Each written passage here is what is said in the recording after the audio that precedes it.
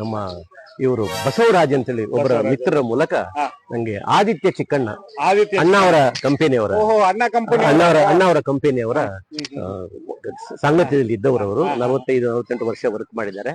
ಅವರು ಅವರ ಪರಿಚಯ ಆಯ್ತು. ಅವ್ರು ನನಗೆ 3 ಸಿನಿಮಾ ಕೊಟ್ಟರು. 3 ಸಿನಿಮಾ ಅವರು ಕೊಟ್ಟರು. ಹಾಡು ಆಡ್ಬಹುದು, ಆದ್ರೆ ನಾನು ಒಂದು ದೇವರ ಹಾಡನ್ನ ಹಾಡ್ತೇನೆ. ನಾನು ಯಾವಾಗ್ಲೂ ಹಾಡುವಂತ ಹಾಡು ಇದು. ನಾವು ಕೇಳ್ತೀವಿ.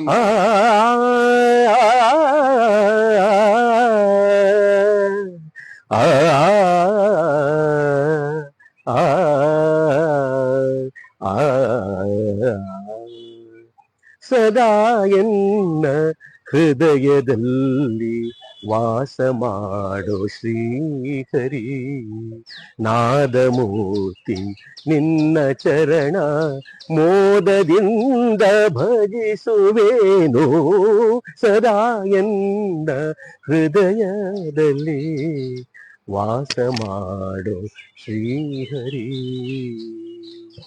ಇದು ನನ್ನ ಬಹಳ ಅಚ್ಚುಮೆಚ್ಚಿನ ಭಕ್ತಿಗೀತೆ. ಡೈರೆಕ್ಟ್ ಆಗಿ ರಿಟೈರ್ ಏನ್ ಇನ್ಸ್ಟ್ರೂಮೆಂಟೇ ಬೇಡ, ಡೈರೆಕ್ಟ್ ರಿಕಾರ್ಡ್ ಮಾಡ್ಕೋಬಹುದು.